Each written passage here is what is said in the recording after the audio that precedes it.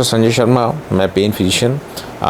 पिछले टॉपिक के अंदर से हमारा जो टॉपिक था कि सेरेब्रल sciatica L4-5 L5-S1 क्या समस्या होती है, इनका कैसे हम डायग्नोस करते हैं, कैसे आइडेंटिफाई करते हैं, इसके बारे में डिस्कशन था। आज मैं इनका कैसे मेडिकल ट्रीटमेंट है, इंटरवेंशनल पेन मेडिसिन में कैसे ट्रीटमेंट होता है, सर्जिकल ट्रीटमेंट कैसे होता है, इसके बारे में मैं आपको डिटेल में थोड़ा सा समझाने जा रहा हूँ।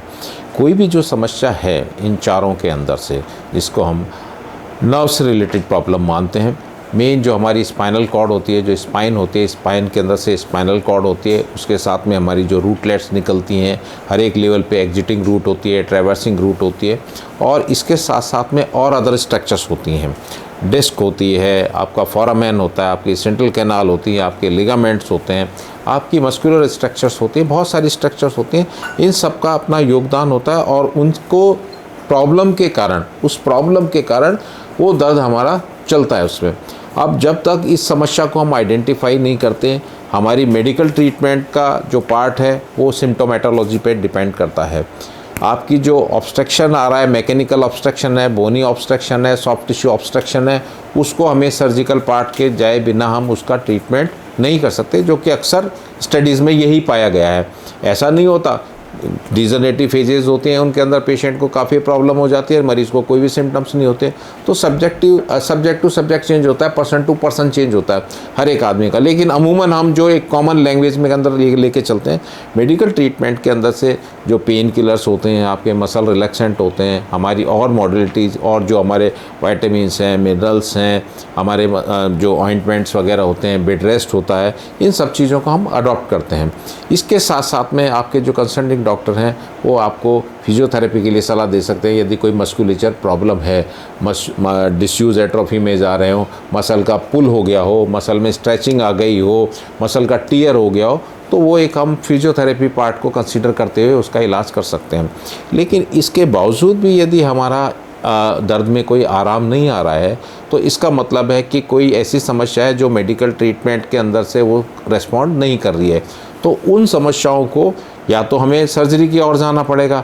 अब सर्जरी के लिए हर एक पेशेंट की अपनी लिमिटेशन है, हर एक डॉक्टर की अपनी लिमिटेशन है कि हम सर्जरी करके भी क्या 100% रिजल्ट दे सकते हैं। एब्सोल्युटली तो दुनिया के अंदर से कोई भी दुनिया का कितना ही बड़ा सर्जन हो, कितना ही बढ़िया अस्पताल हो, कितना ही बड़ा सेटअप हो, यू कैन नॉट से, बिकॉज इसके भी जो रिजल्ट्स होते हैं वो सारा डिपेंड करता है कि पेशेंट ने कैसे फॉलोअप किया, पेशेंट ने किस लेवल पे कराया, उसको उस टाइम क्या सिचुएशन आ रही थी।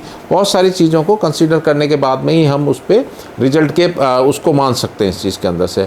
तो इन सब चीज़ को, जब सर्जरी के पार्ट को यदि हम पेशेंट को अवॉइड करवाना चाहते हैं, पेशेंट नहीं चाह रहा है, तो बीच का एक रास्ता बचा है जो हमारी पेन मेडिसिन के अंदर से इंटरवेंशनल पेन मेडिसिन की जो टेक्निक्स होती हैं, मिनिमल इन्वेजिव टेक्निक जिसे मिप्सी टेक्निक कहते हैं, इसके अंडर लोकल एनेस्थीसिया, सी आर्म गाइडेंस या फ्लोरो गाइडेंस, इन दोनों के अंदर से हम जिसे हम फ्लोरो गाइडेंस कहते हैं, और साथ के अंदर से हम यूएसजी गाइडेंस, कुछ प्रोसीजर्स होते हैं, उनको विजुलाइज करते हुए जो हमारी ऑफेंडिंग स्ट्रक्चर है, जो हमारा नस का दबाव है, जो हमारा डिस्क का दबाव है, उस दबाव को बिना सर्जरी के, बिना चीरा फाड़ी करे उस दबाव को हम ख़त्म कर देते हैं। जैसे कि हार्ट के डॉक्टर के पास में जाते हैं, हार्ट में ब्लॉकेज है तो एंजियोप्लास्टी करते हैं। इसी प्रकार से जो प्रोसीजर्स होते हैं, न्यूक्लियोप्लास्टी है, एनुलोप्लास्टी है, इस तरह के जो रिपेयर प्रोसीजर होते हैं वो किया जाता है, जिसमें कोई सर्जरी की ज़रूरत नहीं होती। और इसके बावजूद भी यदि पेशेंट को दर्द ख़त्म नहीं हो रहा है, उसके सिम्टम्स में कोई इम्प्रूवमेंट नहीं आ रहा है, कि उसका पैर की पावर जारी हो, बाउल में दिक्कत आ रही हो, लैट्रिन में दिक्कत आ रही हो, ब्लैडर में इनकॉन्टिनेंसी आ रही हो, कोई रेड फ्लैग साइन आ रहा हो, है ना, या पेशेंट बिल्कुल इंटॉलरेंट हो रहा हो पेन के लिए, उस सिचुएशन के अंदर हमें सर्जरी एक लास्ट उपचार होता है। लेकिन आज जो प्रेजेंट सिनेरियो है उसमें सर्जरी को भी हम मिनिमल इन्वेजिव टेक्निक से या बिना कम से कम चीरफाड़ वाली सर्जरी कर सकते हैं। तो आप संबंधित अच्छे डॉक्टर को दिखाएं और अपना यथासंभव इलाज लें। Thank you. कितना हो गया?